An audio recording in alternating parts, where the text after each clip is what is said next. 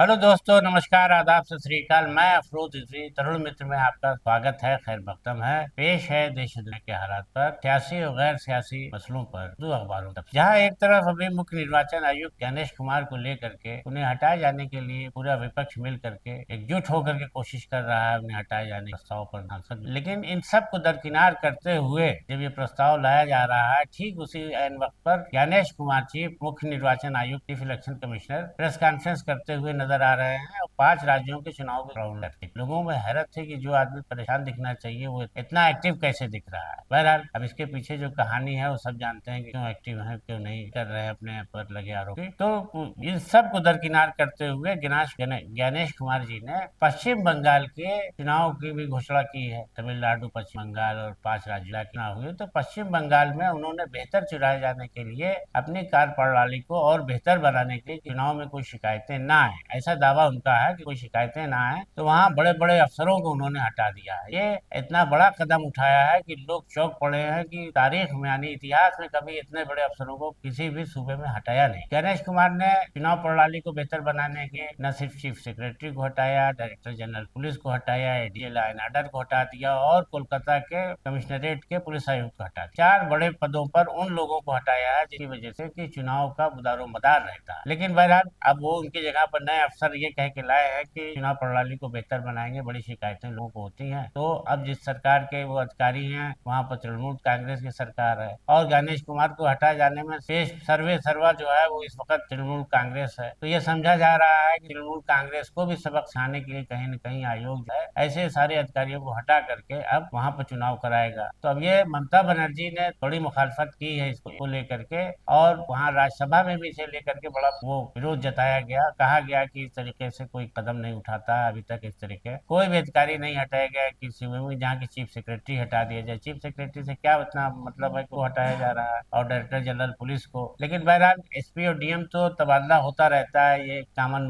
देखा गया है कि जिले में चुनाव को कराने से पहले अगर ये लगता है चुनाव आयोग को कि यहाँ डीएम और चुनाव की वजह से चुनाव प्रभावित हो सकते हैं किसी लीडर के दबाव में, तो वो उनके ट्रांसफर कर दिए जाते हैं। लेकिन इस चुनाव को लेकर के पश्चिम बंगाल के इस वक्त बीजेपी भी तनातनी में है। बीजेपी किसी न किसी तरीके से तृणमूल कांग्रेस की सरकार वहां खत्म करने पर, अब बहरहाल चुनाव आरोप ऐसे हैं कि चुनाव आयोग जो है बीजेपी के इशारे पर काम करता है। लेकिन बहरहाल इसी को लेकर के अब गणेश कुमार को हटाए जाने की मांग भी जा रही है। लेकिन फिलहाल उन्होंने चुनावी कराने की जो घोषणा की है, तारीखों का ऐलान कर दिया और इतने बड़े बड़े अफसरों को हटा दिया है, तो उससे बड़ा हंगामा खड़ा हो। बहरहाल राज्यसभा में जो हुआ है तो वहां पर सदस्यों ने ये आरोप लगाया है कि आधी रात में ये फैसला क्यों लिया गया। आधी रात में ऐसे अधिकारियों को हटाए जाने का फैसला लिया गया है जिससे ये लगता है कि आयोग की मंशा साफ नहीं, और उसने अपने लोगों को बिठाया है ताकि जो है तृणमूल कांग्रेस को मुश्किल में डाला जा सके और भारतीय जनता पार्टी की राह, चुनावी राह को आसान किया जाए। बहरहाल अब जो भी हो, इसमें चर्चाएं तमाम तरह की हैं। और उधर ही इस मसले को लेकर के अखिलेश यादव ने, समाजवादी पार्टी के मुखिया और पूर्व मुख्यमंत्री अखिलेश यादव ने भी आरोप लगाया है कि आखिर भारतीय जनता पार्टी की सरकार जहां होती वहां इस तरह के फैसले नहीं लिए जाते, जहां गैर भाजपा सरकार होती वहीं इस तरह के अधिकारियों को क्यों हटाया जाए। बहरहाल उन्होंने आयोग पर आरोप लगाया और कहा कि वो कहीं न कहीं जो है भारतीय जनता पार्टी के इशारे पर काम। अब बीजेपी इस बारे में भी अपना सफाई दे रही है। राज्यसभा में ने साफ कह दिया कि चूंकि आयोग को ये अख्तियार संविधान के तहत मिला है, वो ऐसे फैसले ले सकता है, तो इससे सदन का कोई लेना देना नहीं है। यहाँ पर गलत तरीके से उठाया जा रहा है। तो तृणमूल कांग्रेस के सदस्यों ने भी इस बात को स्वीकार किया कि ये तो अधिकार चुनाव आयोग को मिला हुआ है कि वो ऐसे फैसले ले सकता है, लेकिन इस तरीके से आधी रात में लिए गए फैसले पर कड़ी आपत्ति जताते हुए नाराजगी जताई और सदन का वापस। बहरहाल 5 राज्यों में चुनाव घोषणा के बाद जहाँ सारे सब दल, सियासी दल अपने चुनावी तैयारियों में गए हैं और इधर अपनी अपनी जीत के लिए राह हमवार कर रहे हैं, वहीं इस आयोग के इस फैसले के बाद पश्चिम बंगाल में तृणमूल कांग्रेस के लिए एक बड़ी मुश्किल होगी। चीफ मिनिस्टर ममता बनर्जी को, पार्टी के मुखिया को नए अफसरों के बीच चुनाव में शामिल होना पड़ेगा, जो उनके लिए बहुत बड़ी चुनौती होगी। कहा जा रहा है सियासी हलकों में कि इस तरह के फैसले के बाद अब भारतीय जनता पार्टी पश्चिम बंगाल में सरकार बनाएगी या कांग्रेस बनाएगी, देखने लायक होगा। फिलहाल तो तृणमूल कांग्रेस को कमजोर करने की पूरी कोशिश सामने दिख रही है और भारतीय जनता पार्टी के हौसले बुलंद हैं। अब चुनाव तैयारियां चल रही हैं, अब देखिए चुनाव के बाद क्या परिणाम। और एक उधर दुखद समाचार है, उड़ीसा में सरकारी अस्पताल में भीषण आग लगने से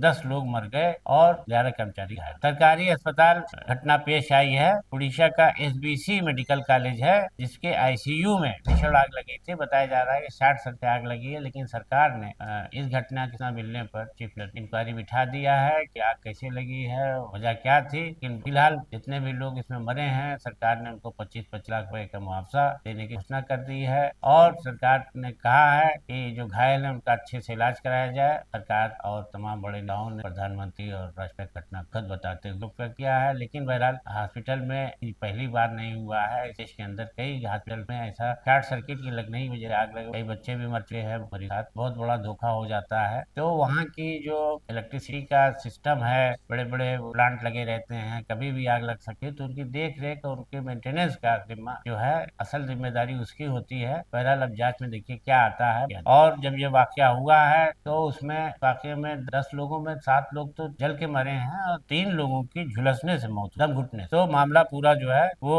अभी जो बाकी वहाँ एडमिट थे उन लोगों को सुरक्षित बचाने। और अमेरिका और इसराइल के संयुक्त हमले के बाद ईरान की तरफ से हमला दौर जारी है। कहा जा रहा है कि अमेरिकी राष्ट्रपति और इसराइल के पीएम नेतन्याहू इस जंग में कमजोर पड़ते नजर आ रहे हैं। अब उधर होर्मुज जल डमरू मार्ग जो है, जहाँ से कि जहाज आते जाते हैं, उस पर ईरान ने ऐसा कब्जा कर रखा है, ऐसा तो अपना हमला कर रहा है कि कोई भी उसकी से निपट नहीं पा रहा है। तो उधर इस होर्मुज की सुरक्षा को लेकर ट्रंप ने नाटो देशों से, उत्तर अटलांटिक संधि संगठन नाटो देशों से ये कहा है कि वो इसकी सुरक्षा में आगे आए, नहीं तो उन्हें गंभीर परिणाम। यानी ट्रंप अभी भी नाटो से जुड़े देशों को धमकी देने से बाज नहीं आ रहा। नाटो के पूर्व महासचिव ने ये बात कह दी है कि जिस तरीके से अमेरिका और इसराइल ईरान पर हमला किया है, जंग चल रही है, उस अंतरराष्ट्रीय कानूनों का उल्लंघन हुआ है और ये अपराध। बहरहाल अब फिलहाल तो ये जंग रुकती नजर नहीं आ रही। जिस तरह से जंग चल रही है उसमें कहा जा रहा है कि ईरान अगर इसी तरह से जंग करता रहा तो कहीं वही न सुपर पावर बन के सामने। बहरहाल आगे क्या होगा ये हमें पता चलेगा। और उधर हाथरस जिले के गांव में एक महिला से एक पड़ोसी युवक कर्म किया। यह महिला विधवा है जो अपने 2 बच्चों के साथ में घर में रह रही थी। पता चला है कि धोखे से जब बच्चों के साथ अकेली तो घर पर फान पकड़ा है, उसका दिया है, और पुलिस ने इस मामले की पूरी छानबीन शुरू कर दी। सिकंदरा मऊ थाना क्षेत्र के गाँव में महिला ने पुलिस शिकायत की है और युवक फरार है। पुलिस मामले की छानबीन कर रही है। उधर बरेली के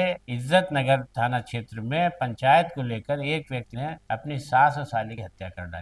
बताया जाता है कि बीवी मायके से लौट नहीं रही थी, इसके लिए पंचायत तो अफसर खान नाम के शख्स ने अपने पंचायत के दौरान ही अपने साले अपनी पत्नी साइमा को वापस लाना चाहता था। पंचायत में जब उसकी बात उसके हक में नहीं बन रही थी तो उसने वहां मौजूद अपने 19 वर्षीय साले आदिल और सास असमा 55 साल की धारदार हथियार से जख्मी कर डाला, और कुछ ही देर में उन लोगों को हॉस्पिटल ले जाया गया, वहां पर डॉक्टरों ने उन्हें मृत घोषित कर दिया और वहां से वो भाग निकला है। पुलिस उसकी तलाश के अलावा प्रतापगढ़ के जिले में एक घर से मां बेटे का खून से लथपथ शव बरामद हुआ है। पुलिस इस मामले की छानबीन कर रही है कि हत्या किसने की है, और पूरा भी मामला रहस्यमय बना हुआ है। और मामले में गांव के लोगों का कहना है कि एक शख्स को जब ये पता चला कि एक गांव के एक मकान में लथपथ लोग पड़े हुए हैं तो गाँव तो बाद में पुलिस बुलाई गई है। पुलिस बहरहाल पोस्टमार्टम के शवों को किया गया है। और 40 वर्षीय शिवपति मौर्य का वो महिला है, वो उसकी हत्या हुई है, उसके बेटे अयान की भी हत्या हुई है, और बताया जाता है कि उसका पति काम के सिलसिले में बाहर रहे। बहरहाल पुलिस ने उसके पति को इत्तला कर मामले। तो दोस्तों आज के तबसरे में इतना ही, दीजिए इजाजत, नमस्कार, आदाब।